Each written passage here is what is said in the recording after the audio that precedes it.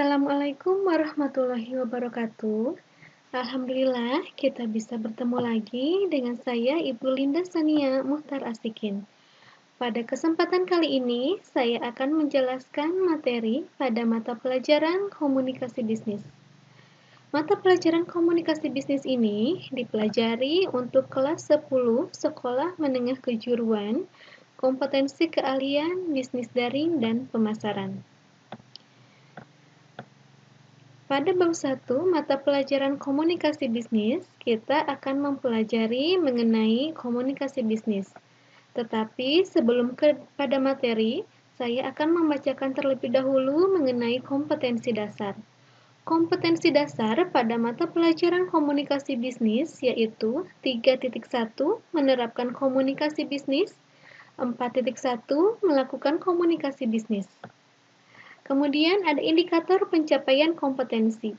Indikator pencapaian kompetensi pada kali ini yaitu memahami pengertian dan unsur-unsur komunikasi bisnis, menjelaskan bentuk-bentuk komunikasi bisnis, dan mengelompokkan jenis-jenis komunikasi. Serta tujuan pembelajaran yang akan dipelajari kali ini yaitu peserta didik dapat memahami pengertian dan unsur-unsur komunikasi dengan jelas. Peserta didik dapat menjelaskan bentuk-bentuk komunikasi dengan benar, dan peserta didik dapat mengelompokkan jenis-jenis komunikasi dengan tepat. Baiklah, kita langsung saja kepada materi. Materi yang akan kita pelajari yaitu mengenai komunikasi bisnis. Pada hakikatnya, sebuah komunikasi sangat diperlukan dalam kehidupan sehari-hari, baik bagi individu, sosial masyarakat, maupun suatu organisasi. Komunikasi merupakan salah satu alat atau sarana penting dalam mencapai suatu hasil yang maksimal untuk mencapai tujuan. Sama halnya dengan komunikasi bisnis. Pada sebuah organisasi bisnis, komunikasi merupakan sebuah elemen penting yang sangat dibutuhkan. Berikut ini akan dijabarkan hal-hal yang berkaitan dengan komunikasi ataupun komunikasi bisnis, seperti pengertian komunikasi, pengertian bisnis, pengertian komunikasi bisnis, unsur-unsur komunikasi bisnis, bentuk-bentuk komunikasi bisnis, jenis-jenis komunikasi bisnis. Untuk memahami secara menyeluruh, berikut ini penjelasannya. Yang pertama mengenai pengertian komunikasi bisnis. Kita pelajari dulu mengenai pengertian komunikasi. Komunikasi adalah suatu pemindahan berita, informasi, atau pesan dari pengirim pesan atau yang disebut dengan komunikator ke penerima pesan atau yang disebut dengan komunikan, dengan maksud bahwa proses tersebut bertujuan untuk mencapai saling pengertian. Ya, sudah jelas. Jadi, di dalam komunikasi harus terdapat pesan ataupun informasi yang nantinya akan dipindahkan atau dikirimkan atau disampaikan dari seorang pengirim pesan ataupun komunikator kepada si penerima pesan ataupun yang disebut dengan komunikan. Tujuannya untuk apa? Tujuannya untuk mencapai saling pengertian. Itu adalah pengertian komunikasi. Kemudian yang kedua, ada pengertian bisnis. Bisnis adalah suatu organisasi yang menjual barang atau jasa kepada konsumen atau bisnis lainnya untuk mendapatkan laba. Jadi jelas tujuan dari suatu bisnis ini adalah untuk mendapatkan laba. Kemudian yang ketiga, pengertian komunikasi bisnis. Pengertian komunikasi bisnis ini didapat dari pengertian komunikasi dan pengertian bisnis.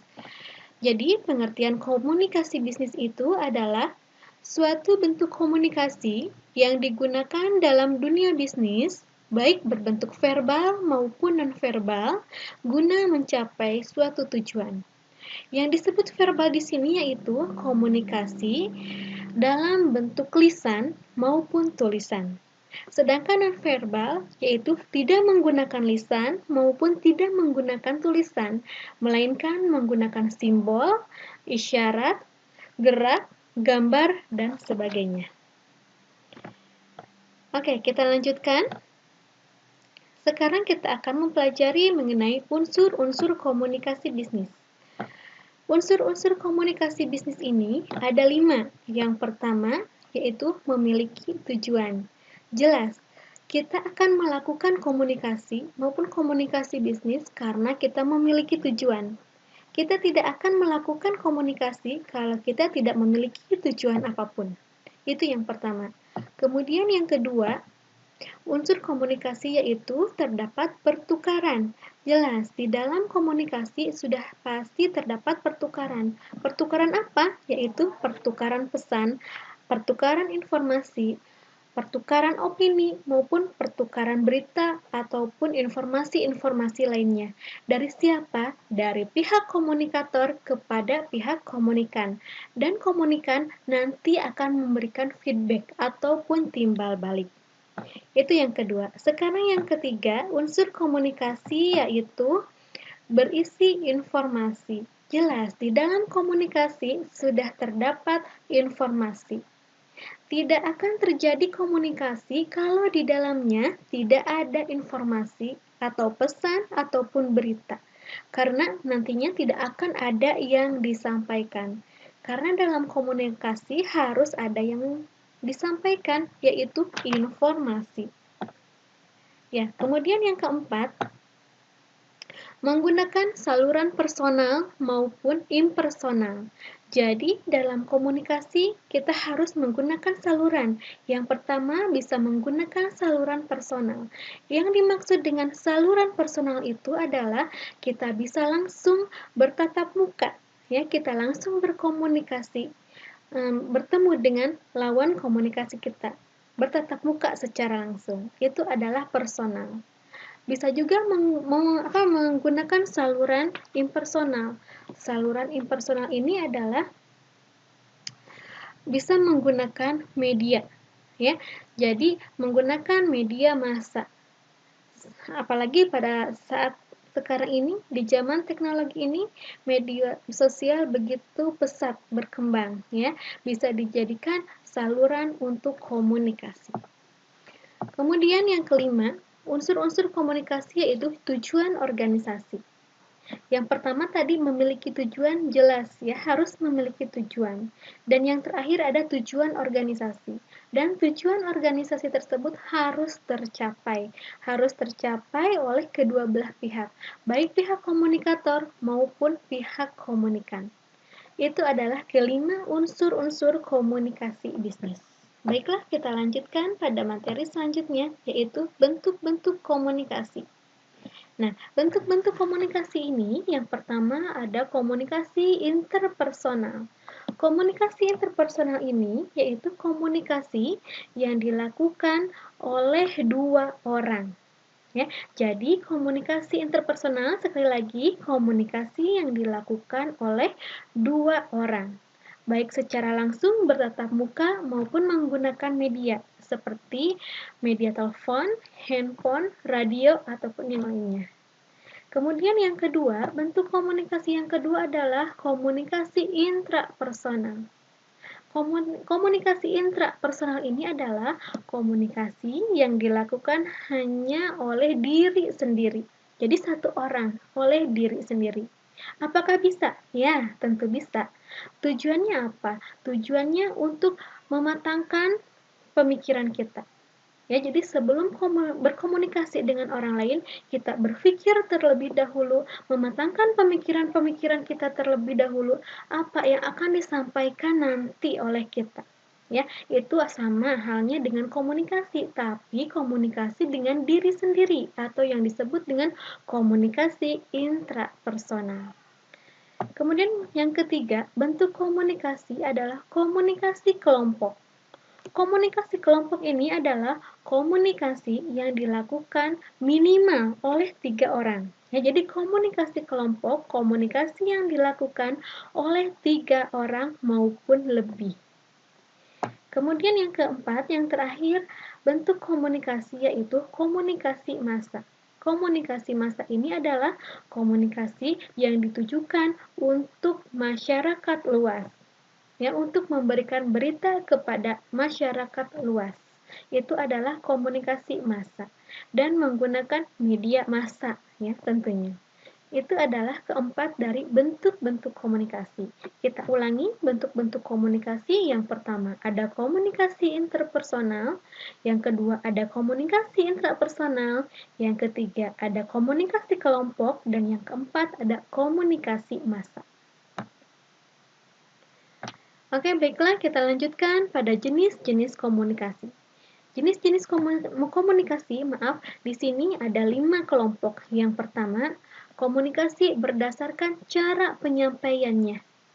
Berdasarkan cara penyampaiannya, dibagi lagi ada 2. Yang pertama, komunikasi tertulis dan komunikasi lisan. Komunikasi tertulis berarti komunikasi yang berupa tulisan-tulisan. Bisa berupa surat, buku, media massa, ya, seperti itu. Kemudian yang kedua, ada komunikasi lisan. Komunikasi lisan ini berarti komunikasi yang diberikan, yang disampaikan secara lisan. Jadi bukan menggunakan tulisan, tapi menggunakan lisan. Oke, selanjutnya yaitu berdasarkan aliran informasi. Berdasarkan aliran informasi, terdapat 2 macam. Yang pertama ada komunikasi satu arah dan yang kedua ada komunikasi 2 arah. Komunikasi satu arah ini berarti komunikasi dilakukan oleh 2 orang ataupun lebih, tapi hanya komunikator saja yang memberikan komunikasi atau memberikan pesan, memberikan informasi, ya, dan tidak memberikan kesempatan kepada komunikan untuk berkomunikasi ataupun memberikan tanggapan.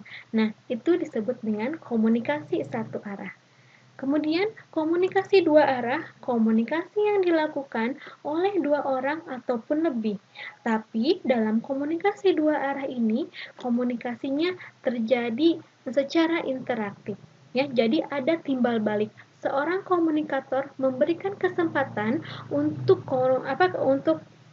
komunikan kepada komunikan untuk memberikan responnya seperti itu. Jadi ada timbal baliknya, ada feedbacknya. Jadi tidak hanya komunikator saja yang memberikan pesan, tapi seorang komunikan juga diberikan kesempatan untuk menanggapinya seperti itu.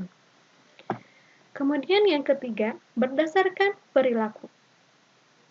Berdasarkan perilaku ada 3. Yang pertama ada komunikasi formal, yang kedua ada komunikasi informal, dan yang ketiga ada komunikasi non-formal. Komunikasi formal ini, yang pertama ada komunikasi formal. Komunikasi formal berarti komunikasi secara resmi, ya, direncanakan, kemudian ada strukturnya yang jelas, ada urutan-urutannya yang jelas, seperti rapat, seminar, dan lain sebagainya. Kemudian yang kedua, ada komunikasi informal. Komunikasi informal ini adalah komunikasi yang tidak direncanakan, terjadi begitu saja.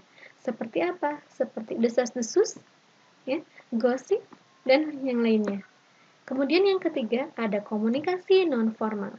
Komunikasi non-formal ini adalah komunikasi yang direncanakan dalam suatu organisasi, tapi untuk kepentingan pribadi. Contohnya seperti apa? Contohnya yaitu untuk ulang tahun perusahaan. Itu termasuk ke dalam komunikasi non-formal. Kemudian jenis komunikasi yang keempat adalah berdasarkan jaringan kerja. Berdasarkan jaringan kerja dibagi lagi menjadi 3. Komunikasi jaringan bintang, komunikasi jaringan kerja rantai, dan komunikasi jaringan kerja lingkaran. Baik, kita jelaskan satu persatu. Yang pertama ada komunikasi jaringan bintang. Berarti komunikasi jaringan bintang ini seperti halnya bintang, ya, yang menyebar kemana-mana. Berarti komunikasi ini bisa dilakukan untuk siapa saja, untuk semua kalangan. Ya, kita menyampaikan informasi kepada siapa saja. Itu komunikasi jaringan bintang.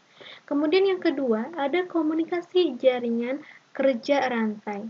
Seperti rantai, berurutan. Ya, maksudnya seseorang menyampaikan pesan kepada orang tersebut, kepada si A menyampaikan pesan ke si B secara diam-diam. Kemudian si B juga menyampaikan pesan ke si C.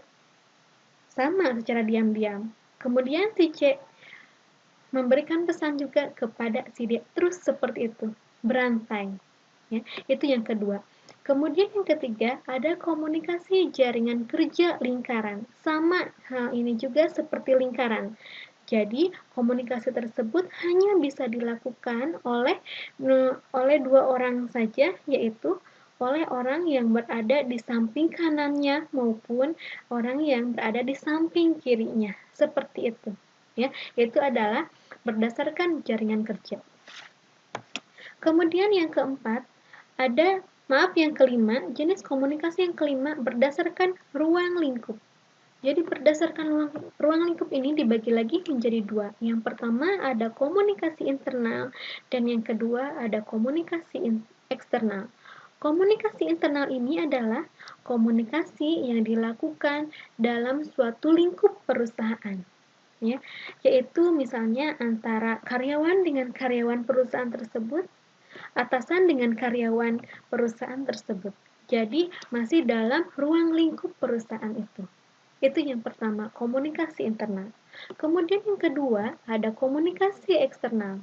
Komunikasi eksternal ini adalah komunikasi yang dilakukan oleh oleh karyawan yang berada di dalam perusahaan dengan orang lain yang tidak ada hubungannya atau tidak ada sangkut pautnya dengan perusahaan tadi.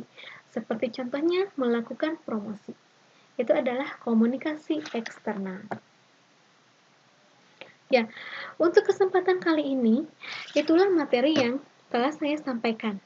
Ya, terima kasih atas perhatiannya. Semoga tidak puas dengan materi yang saya berikan, supaya nanti kalian bisa mencari lagi materi dari berbagai sumber. Terima kasih atas perhatiannya. Mohon maaf apabila ada kesalahan. Wassalamualaikum warahmatullahi wabarakatuh.